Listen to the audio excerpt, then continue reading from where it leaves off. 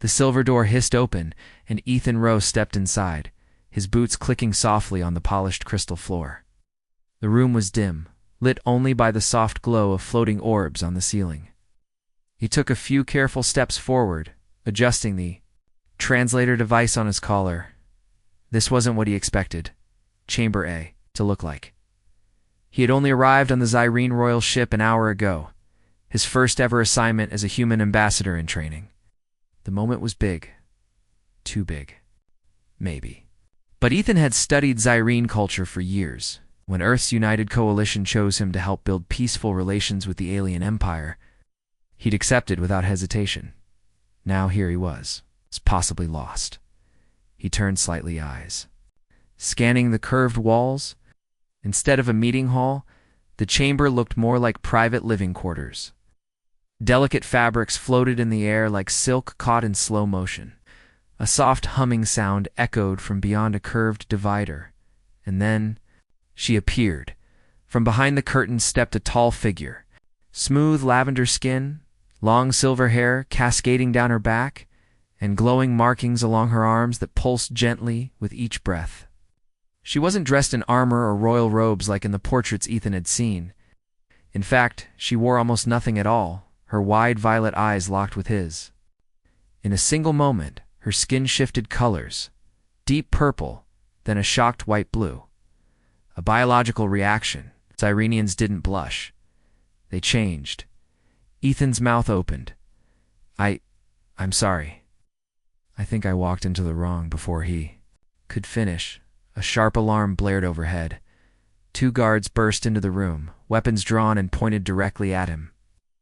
Leora, the alien princess he now recognized too late, stepped back in stunned silence. Ethan raised his hands slowly. I didn't mean the guards didn't listen. He was grabbed roughly and forced to his knees. One of them shouted something in Zyrene tongue, too fast for his translator to catch. Leora still stood frozen, watching Ethan, not with anger, but confusion. The guards began dragging him out.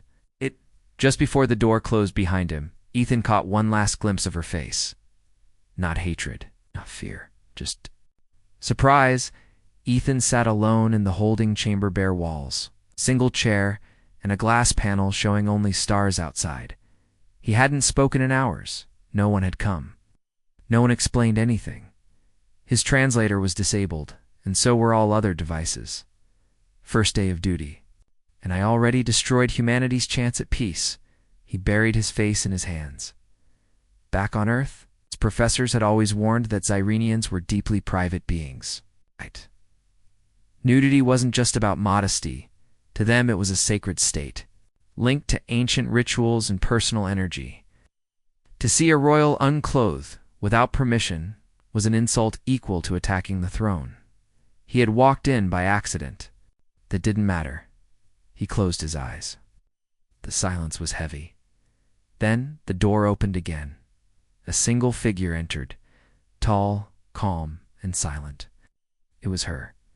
Princess Leora stood in her ceremonial robe now, light woven through the fabric like starlight, caught in cloth. Her expression was unreadable. Ethan stood quickly but did not speak. The princess looked at him, her head tilted slightly. Why did you not look away? Her voice was soft, calm but not cold. Ethan cleared his throat. I didn't know what I was seeing. I was confused.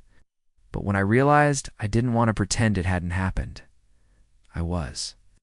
Sorry, but honest. There was a pause. In your culture, she said slowly, is shame not connected to skin? Ethan smiled awkwardly. Sometimes yes. But sometimes, skin just means we're real. Human, honest. She stepped closer, her markings glowing faintly. You did not run. You did not hide. You looked at me like a person. A symbol.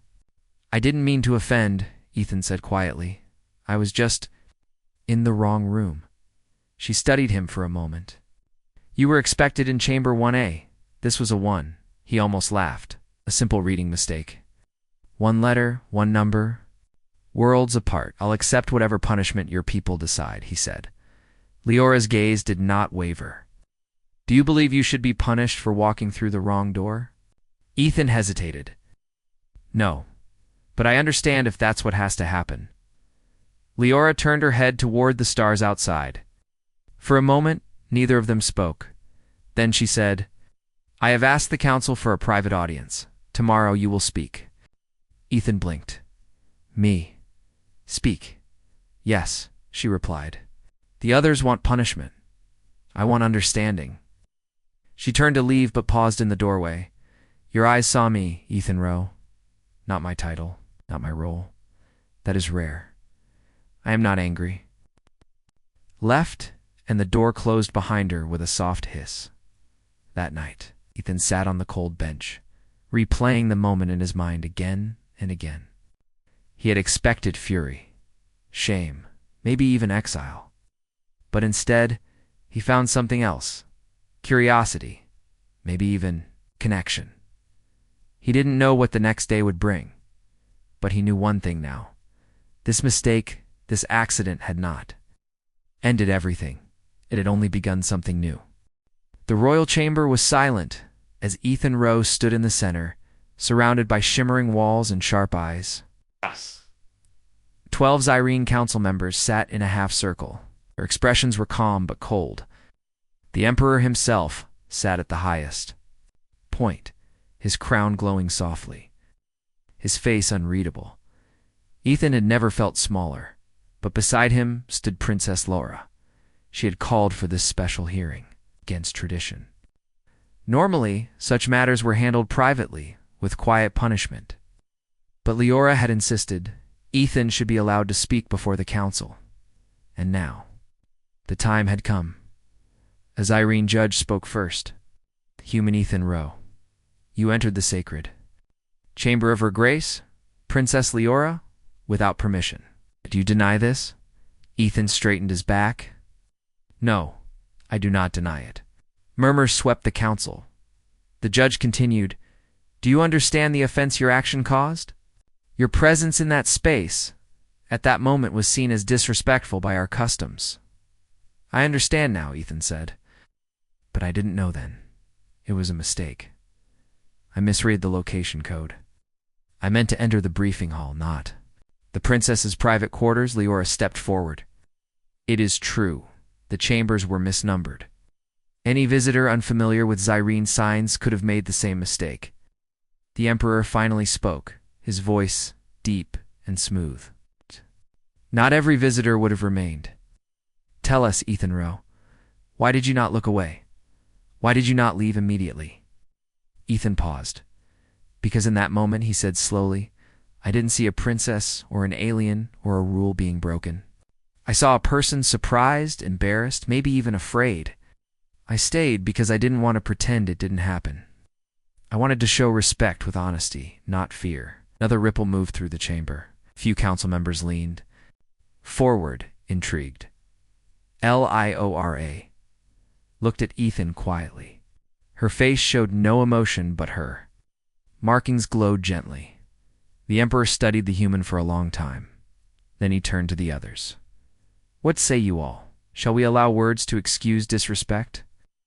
Counselor spoke. Words are not enough. The alliance is new. If we allow such behavior, others may think they can treat our people casually. Another added, this human may not be dangerous, but the galaxy is watching. We cannot appear weak. Ethan's hands tightened into fists at his sides, but he said nothing. Then, to everyone's surprise, Leora stepped forward again. Enough. All eyes turned to her. You speak of danger, of insult. But I was the one in the room. I was the one who stood before him. I say he meant no harm. The Emperor raised an eyebrow. You defend him, child? I do more than defend him, she said. I believe he may be what our people need. Whispers exploded around. The chamber Liora took a deep breath. For too long, we have viewed outsiders as lesser or worse dangerous. But here is someone who looked upon me not as royalty or mystery, but as equal. It is rare. The Emperor said nothing. The council fell silent. Then Leora raised her hand and said the words no one had spoken in centuries. I invoke Ancient Code 7. The room froze. Ethan blinked. What? What does that mean? Leora turned to him, her voice calm, ancient. Code 7 is a Zyrene law, written before the modern empire. It allows a royal to choose a trial companion, a foreign soul bound to them, for a time of cultural merging. A living bridge. Ethan's mouth fell open. You want me? I do. Be your companion? Not romantic, she said gently, sensing his confusion. This is not about emotion. It is about diplomacy, survival, learning. The Emperor finally stood. You dare use ancient law for this? Leora's voice was steady. I do. Let the galaxy watch then. Let them see that we are not afraid to evolve. Ethan still didn't fully understand, but he saw the anger in some counselors' eyes and the hope in Leora's. If this is your wish, the Emperor said at last, then so be it. But the path you choose will not be easy. He turned to Ethan. Human. You are now under Zyrene, protection and observation. You will follow our customs, learn our ways, and walk beside our daughter until the trial ends. Fail, and Earth will be cast from our stars. Ethan nodded slowly. Accept. The room filled with soft chimes, the official sound of a bond sealed. Leora looked at him with something close to a smile. Then let the true trial begin, the Emperor said. Later that evening, Ethan walked beside Leora through the royal garden strange. Glowing plants reaching out toward the sky, and soft purple water flowing in floating streams. I still don't know why you chose me. Ethan admitted. You didn't flinch, Leora said. Most do. Even those who claim to be brave. I didn't feel brave, he replied. That's why it mattered. They stopped under a tree made of crystal leaves, and for a while, neither of them spoke. Then Leora said quietly, You will live here now. Train with me. Eat our food. Wear our robes. Speak our language. You will be watched and judged. Are you ready for that? Ethan took a breath. I think so. She looked up at the stars, then rest. Tomorrow. The real challenge begins. Ethan stood tall, dressed in a soft silver robe with the Zyrene royal emblem stitched across his chest. The fabric was smooth and warm, but he still felt like a stranger wearing someone else's skin. His earth clothes were gone, his old ways of speaking, walk and even eating were slowly being replaced. This was the start of his trial. As the first human to be named a trial companion of Zyrene royalty, Ethan had become the center of attention on both worlds. Hollow screens across the galaxy showed his every move. Some praised the bold decision, others mocked it. And many, especially within the Zyrene court, waited for him to fail. That morning, Princess Leora led him into the Hall of Reflections, training ground for future rulers. The floor was covered in glowing sand. Tall mirrors surrounded them, each one showing slightly different versions of whoever stood before them. Today, she said, you face the trial of appearances. It is not about fighting. It is about truth. Ethan looked at the mirrors. These reflect who I am. They reflect who others think you are, Leora said. But more importantly, they show how you see yourself when no one is watching. She stepped aside, entered the center. Do not move until you see clearly. Ethan obeyed. As he walked toward the middle, the mirrors shimmered. In one, he looked proud and tall, like a hero. In another, he looked nervous, uncertain, even weak. One mirror showed him in his Earth uniform, hands shaking. Another showed him being dragged from Leora's room again, a guard at each side. Each reflection hurt a little. He stood still, trying to focus. He thought of his mother on Earth, watching from her old living room. He thought of his professors, his fellow cadets, his dreams of making peace with other species. Then he saw a new mirror in it. Leora stood beside him, not as a princess, not as an alien, but as a friend. That was the image he chose. He turned to Leora. I see what matters. She nodded once. Then you've passed the first part. Later in the grand dining hall, Ethan sat beside Leora at the long floating table. Dozens of diplomats and nobles sat nearby, whispering in small groups. No one spoke to him directly, but he felt every stare. A server floated by, offering a bowl filled with a glowing blue jelly. Ethan hesitated. Ella Ray leaned in and whispered, "This is a test. Eat it." He scooped a small bite and placed it in his mouth. The texture was strange like sweet seaweed, but not unpleasant. A few nobles looked surprised. One raised a brow, another gave a slow nod. "You passed that one too," Leora whispered. With a smile, he smiled back, but the moment didn't last. A voice from across the table spoke loudly. "Tell us, human, do your people always enter rooms without knocking?" The room went quiet. Ethan recognized the speaker, Lord Varel, a known traditionalist and one of the Emperor's advisors. His tone was sharp. Ethan kept calm. When the signs are confusing, a few nobles chuckled. Even Leora smiled slightly. Varel did not. "Be careful, trial companion. Humor can be seen as arrogance." Ethan nodded respectfully. "Then I ask for understanding, not laughter." Still learning. Varel narrowed his eyes but said nothing more. Later that evening, as the twin moons of Xyrus Prime rose into the sky, Leora and Ethan walked the palace balconies. "You handled that well," she said. "I don't think Varel likes me," Ethan replied. "Most don't," she said softly. "But that's not the goal. You're not here to be liked. You're here to prove something." He looked up at the stars. "To prove what? That humans can stand beside us? Not above, not below, beside?" They stopped at the edge of the balcony, looking out over the shining capital city. Floating gardens drifted through the air. Lightships danced between tall crystal towers. It was peaceful, but Ethan felt a storm coming. Then Leora's voice turned serious. "There's something I haven't told you." He turned to her. "There's pressure building in the council. Some want to end the trial early. They think your presence is dangerous or shameful. Others think I'm using ancient laws to hide feelings." "Feelings?" Ethan asked, surprised. "They don't understand friendship between different species," she said.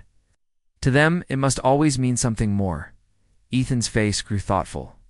"So what happens if they vote to end it?" "They can't. Not directly, but they can make it fail. They can set traps, political ones, cultural ones, even personal ones." Ethan was quiet for a moment. Then he said, "Then we beat them by being better, smarter, honest." Leora smiled. "The right human." Suddenly, an alarm blared across the palace. Red lights flashed. Guards ran past the balcony doors. A voice rang out. "All units respond. Threat detected in the East Wing. Unauthorized entry near the trial quarters." Ethan froze. That's my area," he said. Leora's eyes narrowed. "Stay behind me," but Ethan stepped forward. "If they're targeting me, I need to see who it is." They reached the East Wing moments later. Door had been forced open. 2 guards lay unconscious on the ground, live but hurt. Inside, the walls had been sliced by a sharp energy blade. Ethan's sleeping area was torn apart, and in the center of the room was a strange silver disc, blinking with a red light. Leora moved quickly. "It's a tracker. Possibly a bomb." "Step back." Ethan did as she said. A security officer entered and disabled the device. "No signature," he said. "It's not Xyrene. It's human-made." Ethan's heart sank. "Someone from Earth?" he asked. "Or someone who wants it to look that way," Leora said. They both stood in silence. The trial had just gotten real. Ethan could still hear the alarm in his ears. Even though the palace had gone quiet again, the memory of the blinking silver device and the injured guards haunted him. He sat in the trial quarters, looking at the cracked wall where the device had been placed. He had been seconds away from danger, and someone possibly from Earth had tried to make it look like a warning. Or worse, the door opened quietly. Princess Leora entered with slow steps. Her royal robe dragged across the floor. Shimmering under the soft lights, they traced the attacker, she said. Ethan stood up quickly. "Who was it?" She shook her head. "No ID, no DNA. The guards never saw a face. But the tech, definitely. Human-made, he grade, military level." Ethan ran a hand through his hair. "Why would someone from Earth do this? I'm here to build peace." Not everyone wants peace, Leora said. Some fear change, some fear unity. Ethan nodded, slowly. And some want to break this trial before it succeeds. Leora looked at him with serious eyes. You need to be careful from now on. The council allowed this trial because they thought it would fail. Now they fear it might succeed. Later, that day, the trial continued. Laura took Ethan to the Hall of Unitia, wide open space under a giant glass dome, filled with statues from both Zyrene and human history. There were floating platforms that moved slowly in circles above a deep blue pool. Each platform was designed to hold one speaker. This was the place where great minds debated, shared ideas, and found middle ground. Today, Ethan would be tested. In front of both species, he stepped onto a platform. Across from him, another figure floated into view. This was Lord Varel again. Chosen as his opponent in this round, a voice rang out from above. Today's trial, cultural defense. You will each explain your world's beliefs and question each other. The goal is not to win, but to understand. Varel spoke first.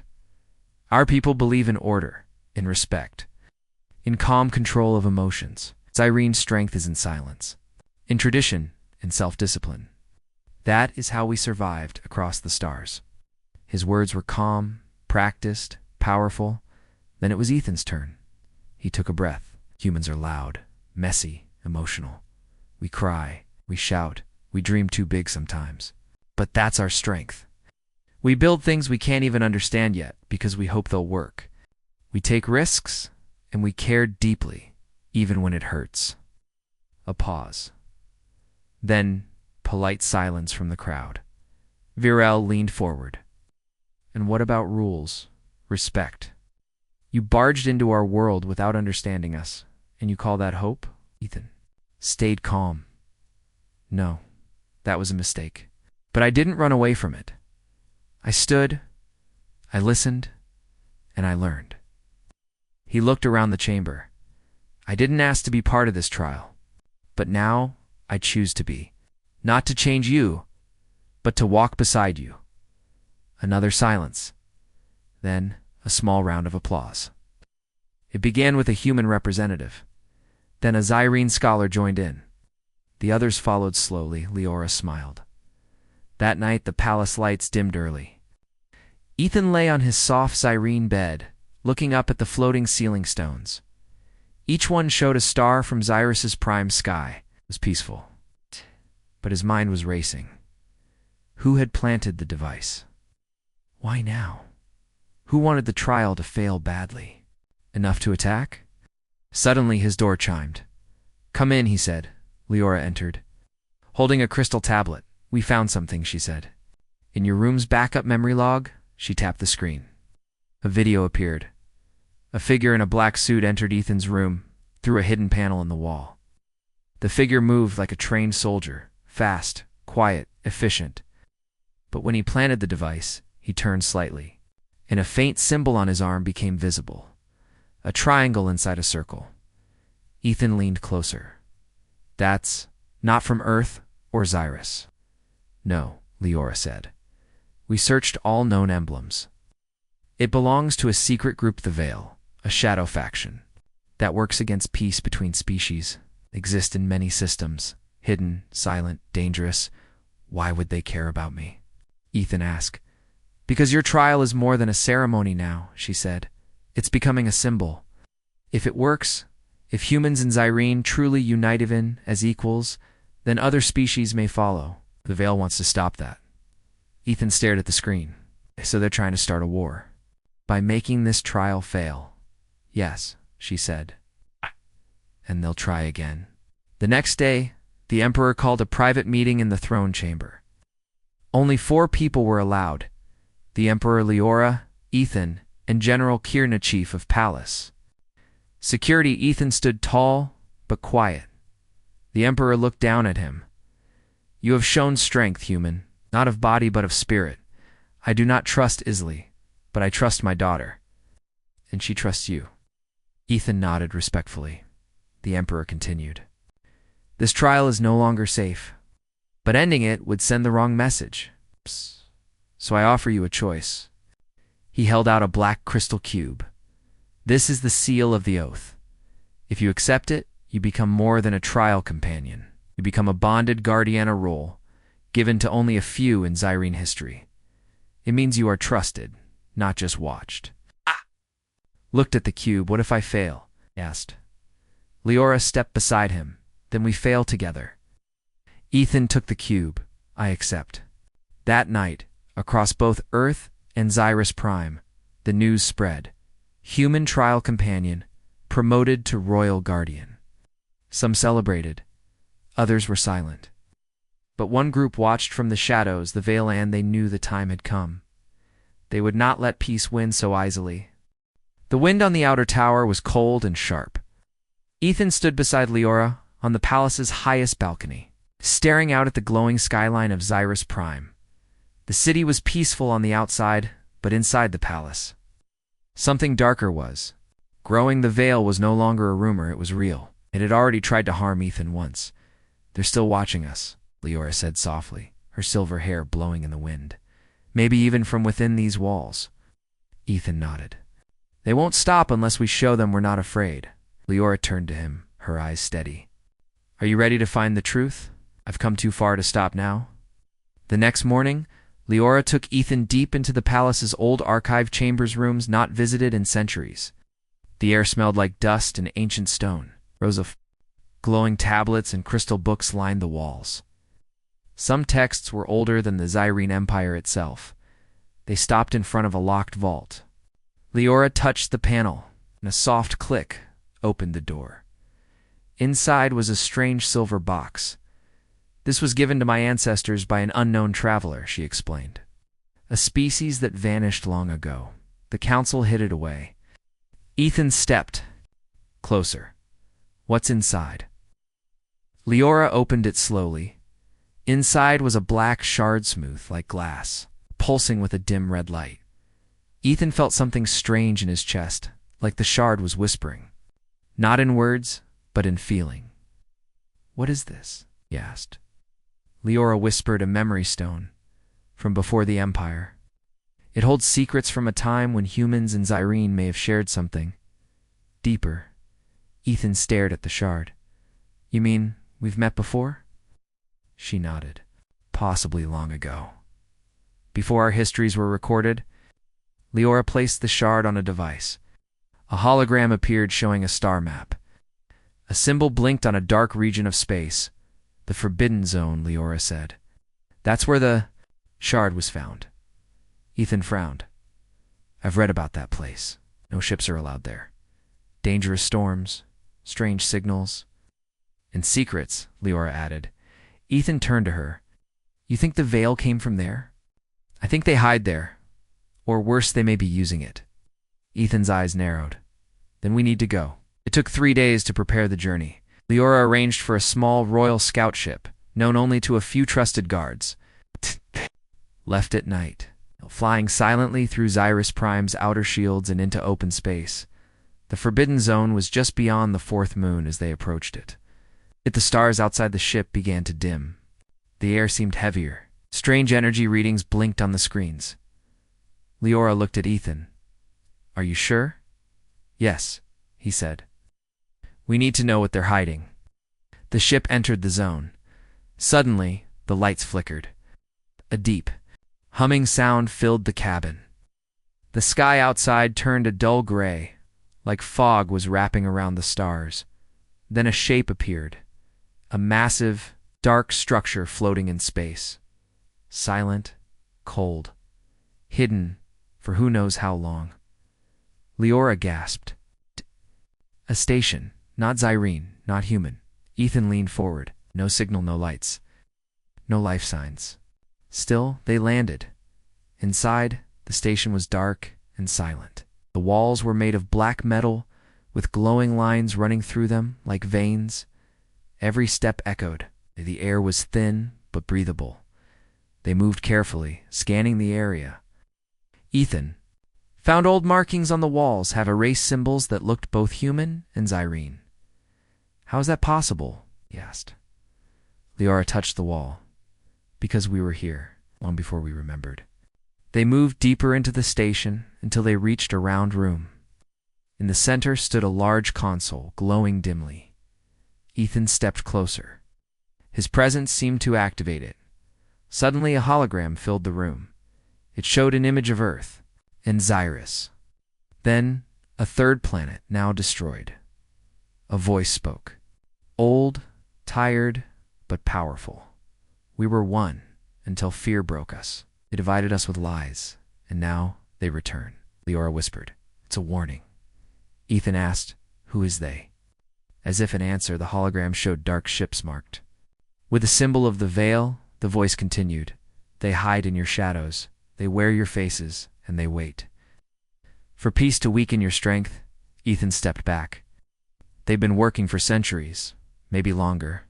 Leora looked at him. Then this trial was never about us. It was about them. They want to stop what we might remember. Suddenly the station shook.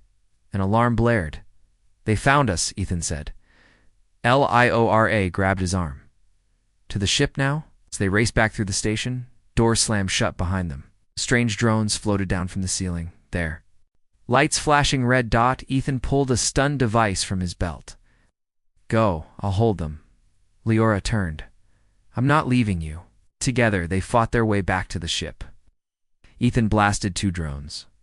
Leora used a pulse from her wristband to open the final door. They jumped inside. And the ship took off just as a large explosion rocked the station behind them. From the window, they watched as the station collapsed in on itself like it had never existed. Did you get the data? Ethan asked, breathing hard. Leora held up a small cube. Everything and more. Back on Xyrus Prime, the Emperor met them in the inner chamber. They told him everything, the shard, the station, the message. He listened silently. At the end he stood. The veil is more than a threat, he said. It is a shadow over both our worlds. But now we have truth, proof, and hope. He turned to Ethan. Your trial is not over. You have done what no one else could. Ethan bowed. I just did what I believed was right. Leora looked. At him, that's why it matters. Outside, across the stars, others watched. The veil had failed to stop them. But the war for truth had only just begun, and Ethan, Roth, a human who walked in by mistake, was now at the center of it all. A crowd had gathered across the central platform of Xyrus Prime. Floating screens hovered in the sky. Broadcasting the scene across the stars, royal guards stood in straight lines. Council members sat in silence. Earth's ambassadors were present, 2 faces tight with worry. The trial was coming to its end. But today, it wasn't just about a mistake anymore. It was about survival, unity, truth, and one human who refused to walk. Away Ethan stood beside Princess Leora in the center of the royal court circle. His silver robe shimmered with both the Earth insignia and the royal Xyrene mark of trust. His heart beat fast, but his voice was calm as he addressed the council. We went to the Forbidden Zone to find truth, he said. We found it. The veil has been working in secret to divide our worlds. They feed fear. They want our alliance to fail not because it is wrong, but because it is strong. The council remained still. Leora stepped forward. Her voice rang clear. The message we recovered was from before your time, a warning from the past. Humans and Xyrene were never meant to be enemies. We were separated by lies. She placed the memory cube in the center of the circle. A hologram rose against, showing the ancient message. It's the 3 planets, the lost connection, and the dark symbol of the veil. This time, no one could deny it. The Emperor rose from his throne. We believe the evidence. We see the danger. But the question remains, what do we do now? A long silence followed. Then Ethan stepped into the center of the court. He took a deep breath and slowly dropped to one knee. A quiet gasp spread through the audience. Leora turned, surprised. The Emperor leaned forward. Ethan looked up, his voice steady. I kneel not in shame, not in weakness. I kneel in respect for your people, for your trust, and for the future we can build together. The room was quiet. Then slowly, Leora walked to his side and knelt with him Two species, side by side, equal, proud across the galaxy. Screens lit up with the image of the human and the princess on one knee. Not as strangers, but as partners. The Emperor stepped down from his throne. He held out a silver ring marked with ancient script. "Ethan Rowe," he said, "you are no longer a guest, no longer a trial subject. From this day forward, you are an honorary guardian of the Zyrene people." He placed the ring in Ethan's hand, and should your Earth accept it. The Emperor continued, "Let this be the beginning of a new alliance. Not just political, but personal." Ethan rose to his feet. He looked at Leora. She smiled, calm, peaceful, and proud. That evening, the palace skies were filled with lights and music. Floating gardens danced above the city. Beams of gold and violet light lit the towers. Zyrene children ran through the courtyards holding small Earth flags. For the first time, celebration was shared by both worlds. Ethan stood at the balcony, with a drink made of bright fruit crystals in his hand. He watched the people below, feeling both amazed and a little overwhelmed. Leora joined him, wearing a robe of light silver with Earth's blue threaded into the fabric. "You've changed." "Us," she said. "I think we changed each other," Ethan replied. She nodded. "You came here by mistake, but you stayed with purpose." Ethan looked at her. "You could have asked for me to be punished, could have followed tradition, you could have walked away," she said, "but instead, you looked at me, you saw me." They both stood in silence for a while, watching the lights. Then Leora spoke softly. "The veil is not gone, they'll try again." "I know," Ethan said, "but now we're ready." She looked at him. "Do you think Earth will accept this new alliance?" "I think it will be hard for some," he admitted. "We lead with truth. The people will follow." She smiled. "You sound like a ruler," Ethan laughed. "Let's not go that far. I'm just a translator who walked into the wrong room." She chuckled. "The most important wrong room in history."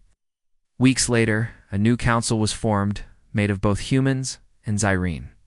They called it the Unity Circle. Ethan and Leora became its first joint ambassadors. Together, they traveled to other planets.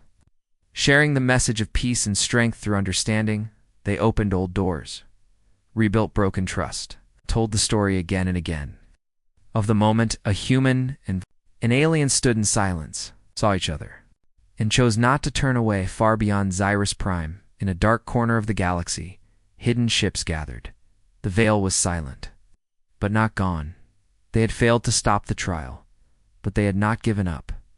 A voice echoed in the darkness. "Let them. Join hands. It will only make the fall more painful." And in the shadows, a new plan began. But on Zyrus Prime, under the twin moons and a sky full of stars, Ethan and Leora stood together, stronger than before. Their story had begun with a mistake, but it had ended with hope. And sometimes hope was enough to start a new future.